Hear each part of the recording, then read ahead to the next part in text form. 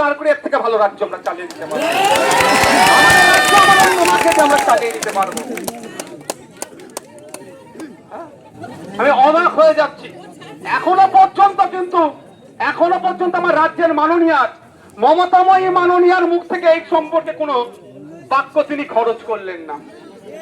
আমি গতকালকে বলেছি, আজকেও বলছি, এখান থেকে মাননীয়ার উদ্দেশ্যে আইবি ডিআইবি যারা আছে তাদের মাধ্যমে বার্তা দিচ্ছি, গতকালকেও বলেছি, ভুল করেও যেন এক্ষেত্রে আপনি রেট বাঁধতে যাবেন না, তাহলে অবস্থা কিন্তু ভালো করবে না বাংলার মানুষ বলে দিচ্ছে। কোন জায়গায় 2 লাখ, কোন জায়গায় 4 লাখ, কোন জায়গায় 10 লাখের রেট তো উনি আজকাল বেঁধে দিচ্ছে। আর না হলে কি বলছে, ও লাভ অ্যাফেয়ার ছিল, ও প্রেগনেন্ট ছিল, ও খদ্দের ধরছিল বলে ঢেকে দেওয়ার চেষ্টা হচ্ছে। আচ্ছা বন্ধুগণ যারা উপস্থিত হয়েছে, আপনারা বলুন তো, এত বেড়ে যাচ্ছে কেন এই কাণ্ডগুলো?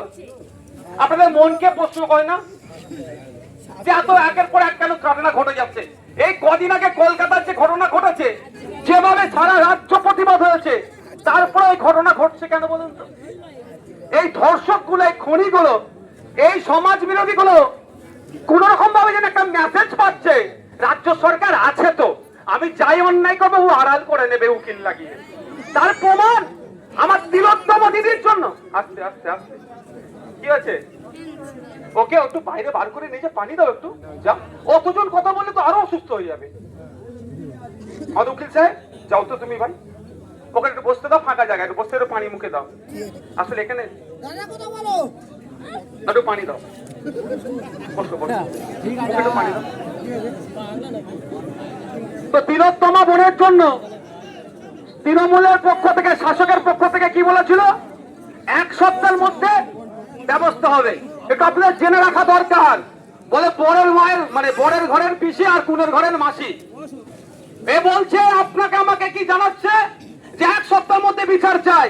কিন্তু এই ধর্ষক খুনিগুলোকে বাঁচানোর জন্য আপনার আমার ট্যাক্সের টাকা দিয়ে দিদিমণি সুপ্রিম কোর্টে ডজন ডজন উকিল আবার লাগাচ্ছে। ধিক্কার, নিন্দা জানাবেন না? ওটা ধর্ষকদের কাছে, খুনিদের কাছে একটা হয়তো মেসেজ চলে যাচ্ছে, যাই অন্যায় করি না কেন, দিনের শেষে হয়তো এই সরকার আমাদেরকে বাঁচিয়ে নেবে, আড়াল করে দেবে। ফলে আজকে ঘটনা বেড়ে যাচ্ছে। 2020 সালে আপনাদের মাধ্যমে জানতে পারলাম, আজকে আমার যে বছর 10 যে আমার নাবালিকা বোনের সাথে যারা অন্যায় করেছে বা যে অন্যায় হয়েছে, বছর 2020 সালে ওর বিস্তৃত দিদির সাথেও নাকি এই ধরনের তাকে ধর্ষণ করেছিল। এবং সে যখন লোকাল থানাতে গিয়েছিল, সে সময় কে পুলিশ কর্তা ছিল জানি না, সেই পুলিশ কর্তারা নাকি তাকে বলেছিল বা তার পরিবারকে বলেছিল টাকা পয়সা নিয়ে অ্যাডজাস্ট করে নিতে। ফলে সে বাধ্য হয়ে সুসাইড করেছে। আমরা এখানে উপস্থিত হয়েছি আগামী দিনে এই ধরনের ঘটনা ঘটতে না দেওয়ার জন্য। আমরা এখানে উপস্থিত হয়েছি আমার বোনের সাথে যারা এই পৈশাচিক কাজ করেছে, এই ধরনের কাণ্ড ঘটিয়েছে, সে বা তাদের সর্বোচ্চ শাস্তি চায়। এই জন্য আমরা উপস্থিত হয়েছি। কোনো মতেই ছাড় দেওয়া যাবে না। মুখ দেখে, কার দল করে, কি করে, কোনো ছাড় দেওয়া যাবে না। আমি এখানে এসে বলে যাচ্ছি, এখানকার মাটি থেকে দাঁড়িয়ে, যদি আমরা দেখছি যে এটা সঠিকভাবে তদন্ত হচ্ছে না, মায়েদের উদ্দেশ্যে বলবো যারা এসেছেন, আগামী দিনে কলকাতা রাজপথে আমরা যে অবরুদ্ধ করব, তাতে যদি 2টো পুলিশের গুলি খেয়ে মরতেই মরবো। কারণ আমার বোনকে যারা ধর্ষণ করেছে, যারা যৌন নির্যাতন করেছে, তারা বাইরে থাকবে, তারা ছাড় পেয়ে যাবে, এটা মানবো না আমরা। রাজি আছেন? রাজি আছেন? আমরা গিয়ে কলকাতা রাজপথে বসবো। যে আমার কিসের জন্য? আমার 2 বিঘে 4 বিঘে জায়গার জন্য বসবো না, আর ক্ষমতার জন্য বসবো না। আমার বোনের বিচারের জন্য, আমার বোনের সাথে যারা অন্যায় করেছে, ইনসাফ ন্যায় দেওয়ার জন্য আমরা কি করব? রাস্তায় বসবো। আমি একটা জিনিস ভেবে পাই না, আপনার গত বছরে এই যে মিসিং কেসটা না, এখানে পুলিশ কর্তারা থাকলে পরে জিজ্ঞাসা করবেন, তারা সহজে নিতে চায় না কেন, আমি বুঝে পাই না এখনো। গত বছরে কলকাতার এক ছেলে, মালদার এক ছেলে কলকাতা এসেছিল নিটের কোচিং নিতে। নিটের কোচিং এ পাস করবে, এমবিবিএস ডক্টর হবে, সেই লক্ষ্যে এসেছিল। একটু বড় লোক বাড়ি, হাত ছেলে ছিল, হাতে আইফোন ছিল, টাকা পয়সা ছিল। ওরই বগুড়ায় যেখানে খাওয়া দাওয়া করতো, ওই মেসের কজন তাকে অপহরণ করে ফোন করেছে ছেলের বাবাকে যে এত টাকা দিতে হবে, তাহলে আমি তোমার ছেলেকে ছাড়বো। লোকাল থানাতে এখানে এসে যোগাযোগ করে জানানোর পরেও মিসিং নেয়নি, ডায়েরি পর্যন্ত নেয়নি। কিছুক্ষণ যাওয়ার পরে, বেশ কয়েক ঘন্টা কেটে যাওয়ার পরে, খোঁজাখুঁজির পরে কি হলো, ঠিক একইভাবে লাশ উদ্ধার হলো। কেন পুলিশের এত অনীহা? পুলিশের মধ্যে আইনের মতো সংস্কার আনা দরকার পুলিশ কোডে। যদিও আমাদের দেশের আইন যে নতুন আইন হয়েছে বিএনএসএস, সেখানেও কিন্তু উল্লেখ করা আছে যে এই ধরনের কাণ্ড ঘটলে মহিলাদের নির্যাতনের ক্ষেত্রে একটা মহিলা পুলিশকে অ্যাপয়েন্ট করার কথা বলা আছে। 173 নম্বর বিএনএসএস 2023-এর এতে 173 নম্বর ধারাতে, কিন্তু সেই মোতাবেক এরা কাজ করেনি। তাই বন্ধুগণ, যারা উপস্থিত হয়েছি, আমরা যারা এসেছেন, আমি প্রত্যেককে সংগ্রামী অভিনন্দন জানাচ্ছি যে আপনারা আজকে উপস্থিত হয়ে প্রমাণ করিয়ে দিচ্ছেন যে ওই কন্যাশ্রী, রূপশ্রী, লক্ষ্মীর ভান্ডার দিয়ে কারো সিট দ্বারাকে কিনে নিতে পারবে না। কারণ হচ্ছে ওটা যারা দিচ্ছে না, আমাদের প্রাপ্য আমরা পাচ্ছি, ঠিক কথা। কেউ আমাদের দান ভিক্ষা দিচ্ছে না, আমাদের ট্যাক্সের টাকায় ঘুরিয়ে আপনার ট্যাক্সের টাকা আমার মাকে দিচ্ছে, আমার মায়ের ট্যাক্সের টাকা হয়তো আপনার মাকে দিচ্ছে। এর থেকে বেশি কিছু নয়। ওটা কালীঘাট থেকে ট্যাক্সাল টাকা ছাপিয়ে আপনাকে আমাকে দিচ্ছে, ওটা আমাদেরই ট্যাক্সের টাকা। কিন্তু আমাদেরকে লক্ষ্মীর ভান্ডার, রূপশ্রী, কন্যাশ্রী দিয়ে আমাদের মেয়েদের উপর অত্যাচার হবে, আমাদের বাড়ির বউগুলোর উপর অত্যাচার হবে, আমাদের কন্যাগুলো, শিশু কন্যাদের উপর অত্যাচার হবে। আমরা বুক বুঝে চুপ বসে থাকবো, সেটাও আমরা মানব হতে পারে না। আমরা রাস্তায় নেমেছি, রাস্তাতেই থাকবো। দ্রুত বিচার চাইছি এবং মুখ্যমন্ত্রী বিবৃতি চাইছি। এখানে এসে মুখ্যমন্ত্রী তার বাড়িতে গিয়ে বিবৃতি দেবে, এটা আশা করছি। তবে ওই বিবৃতি আমরা নেবো না। কেউ কোন বিবৃতি? কামদুনির ঘটনা আমাদের ভুলে যাচ্ছি না। কামদুনিতে কি বলেছিল?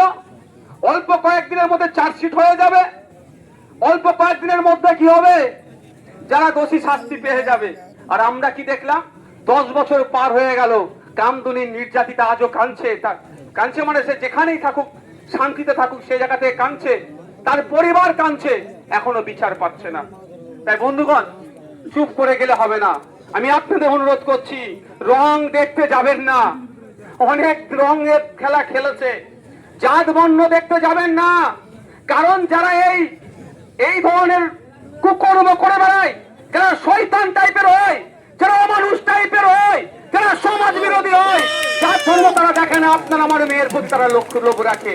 তাই আমি আপনাদের বলবো, অনুরোধ করছি, যার ধর্ম বর্ণ দেখতে যাবেন না। আপনার আমার বাড়ি মেয়ে আছে, আপনার আমার বাড়ি মহিলা সদস্য আছে, তাদের নিরাপত্তার কথা ভেবে, তাদের মুখের দিকে চেয়ে আজকে কিপাখালীর ওই পরিবারের পাশে দাঁড়ান। ওই পরিবারকে যদি বিচার দিতে পারেন, আপনারও পরিবার সুরক্ষিত থাকবে। আর ওই পরিবার যদি না বিচার পায়, জানবেন আগামী টার্গেট আপনার বাড়ির হতে পারে। আজকে এখানে আসছো, এখানে যে মাইকের ব্যবস্থা ছিল, তাকে ভয় দেখিয়ে পাঠিয়ে দিয়েছে, বলেছে নাকি ভাঙচুর হবে। কেউ তো বলেছে, যে বলেছে, আমি তার উদ্দেশ্য শুধু বা তাদের উদ্দেশ্যে বলছি, বাড়ি যাবেন, গিয়ে আপনার বাড়ির মহিলা সদস্যগুলোর মুখের দিকে একবার তাকাবে, আর আমার নির্যাতিতা মনের কথা একটু ভাববে। এতটুকুই আপনাদের বলবো। যারা আজকে ভয় দেখিয়ে একটা মাইক গাড়িকে পাঠিয়ে দিয়েছে, নাকি ভাঙচুর হবে, এনাবে চান হবে, অনেক ভয় দেখিয়েছে। তো কথা হচ্ছে, গণতন্ত্রকে যদি কেউ ভাঙতে আসে, আমাদেরকেও তো গণতান্ত্রিক প্রক্রিয়ায় জবাব দিতে হবে ভাই। হ্যাঁ, গণতন্ত্রকে কেউ যদি ধূলিসাৎ করতে আসে, গণতান্ত্রিক প্রক্রিয়াতেই তাকে ধূলিসাৎ করতে হবে। তো যারা এই ধরনের অন্যায়কে প্রশ্রয় দিচ্ছে, তাদের বলবো, বাপকেও ছাড়ে না। কিন্তু আপনারা পাপকে প্রশ্রয় দিচ্ছেন, এই পাপ কিন্তু আগামী দিন আপনার ঘরেও হতে পারে। আমরা চাই না আপনার ঘরের সাথে হোক, আপনার সাথে অন্যায় হোক। আসুন, রাস্তায় আসুন। গণতান্ত্রিক প্রক্রিয়াতে যারা অন্যায় করেছে তাদের বিরুদ্ধে সোচ্চার হন। আপনার রাজনৈতিক পরিচয় থাকতে পারে, যার বিভিন্ন রাজনৈতিক পরিচয় থাকতে পারে, সব পরিচয়ের ঊর্ধ্বে এখন আমরা মানুষ হয়ে, আমাদের পরিবার আছে, তাই একজন মানুষ হয়ে একজন নির্যাতিতার পাশে দাঁড়াতে হবে। আমি শেষ করার আগে একটা কথা বলবো, মাইকের আওয়াজ যাচ্ছে আইবিডিআইবির মাধ্যমে, যে এই ঘটনাকে কেন্দ্র করে কয়েকটা মানুষ রাগের ক্ষোভের বই প্রকাশ করতে গিয়ে কিছু ঘটনা ঘটেছে। সেই ঘটনাকে সামনে রেখে যদি কোনো মানুষের প্রতি প্রশাসনিক কোনো অ্যাকশন নাই, কিন্তু এর পরিণতি যে কি ভয়ঙ্কর হবে সে তো আসবো। এর পরিণতি যে কি ভয়ঙ্কর হবে প্রশাসন কিন্তু সামলাতে পারবে না, এটা বলে যাচ্ছে আমি প্রশাসনের উদ্দেশ্যে। ওইটাই তো বলে যাচ্ছে, এটাই কারণ এতদিন মানুষ মুখ বুজে সহ্য করেছে, অন্যায় হয়েছে। এই অন্যায়টা হতো না যদি এই গীতামারির আপনার মহিষমারি বাজারের যে পুলিশ পোস্ট যে ছিল তারা যদি যত সময়ে ব্যবস্থা নিত, তাহলে আজকে আমাদের এখানে আসতে হতো না, আমাদের বোনটাকে হয়তো আমরা হারাতাম না। তাহলে প্রশাসনের ব্যর্থতার জন্য আজকে আমার বোনকে আমরা হারিয়েছি। তা আমরা এখান থেকে আওয়াজ শুনছি প্রশাসনের উদ্দেশ্যে, যে প্রশাসনের কর্তাদের জন্য আজকে আমাদের বোনকে হারিয়েছি তাদের বিরুদ্ধে ব্যবস্থা গ্রহণ করুন, এবং যে নরখাদক যারা আছে তাদের বিরুদ্ধে আপনারা ব্যবস্থা নিন। সমগ্র প্রশাসনের বিরুদ্ধে আমাদের ক্ষোভ নাই, রাগ নাই, অভিমানও নাই। যারা এসছেন সকলকে সংগ্রামী অভিনন্দন জানিয়ে আজকে আমার বক্তব্য এখানে সমাপ্ত করছি। আমাদের এই লড়াই চলতে থাকবে যতক্ষণ না পর্যন্ত আমি একটু স্লোগানিং করবো, আমার সাথে সাথ দেবেন? ঠিক আছে।